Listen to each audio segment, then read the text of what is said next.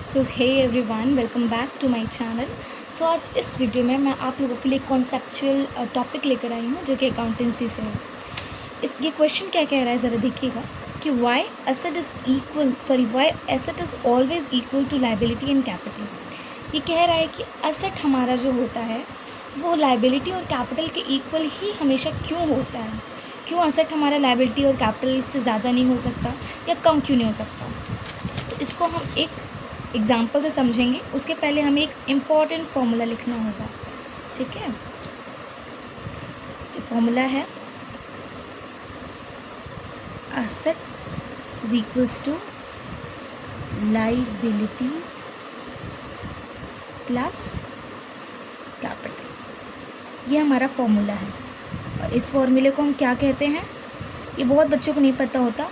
और बच्चे जानते तो हैं कि ये फार्मूला होता है, बट वो जानते नहीं कि इस फार्मूला का नाम क्या है।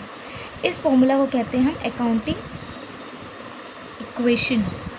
सो आज के बाद आपसे अगर कोई पूछे कि अकाउंटिंग इक्वेशन क्या होता है या इस फार्मूले को क्या कहते हैं, तो that is called accounting equation. तो आइए समझते हैं इस क्वेश्चन का आंसर बहुत आसान है, बस आपको समझने की देरी है। टीचर्स क्या करते हैं वो बता तो देते ये फॉर्मूला, बट वो इसके पीछे का कॉन्सेप्ट समझाना भूल जाते हैं। तो मैं आपको बताती हूँ कि क्या इसके पीछे का कॉन्सेप्ट है। लेट्स सपोज कि कोई बिज़नेस है, थोड़ा सा ड्राइंग पे बन जाइएगा, ठीक है। इस बिज़नेस का नाम है ABC लिमिटेड, ठीक है।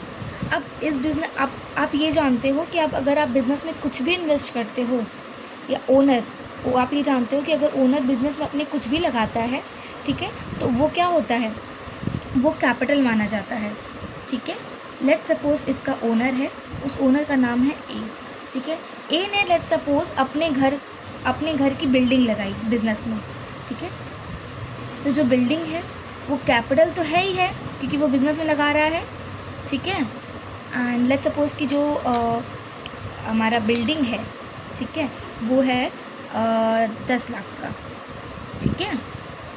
तो जो बिज़नेस में लगा रहा है वो कैपिटल तो लगा रहा है, बट जो बिज़नेस में लगा रहा है बिल्डिंग हमारा क्या है, that is converted into cash. वो हमारा एक असेट है, असेट में भी 10 लाख आएगा, ठीक है। लेट्स सपोज कि जो ओनर है उसने कुछ गुड्स अपने बिज़नेस में लगाए, अपने क्रेडिटर से लिए, मतलब उधार लिए उसने। गुड है हमारा 5 लाख का, ठीक है।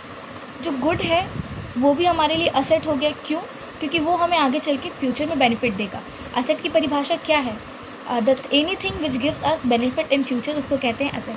तो वो भी इसमें ऐड हो जाएगा, ठीक है। गुड्स को एक और नाम से जाना जाता है, जो असेट होता है उसको कहते हैं स्टॉक। आप अकाउंटिंग क्वेश्चन में आपने पढ़ा होगा। तो ये भी क्या हो गया 15 लाख और ये भी हो गया 15 लाख।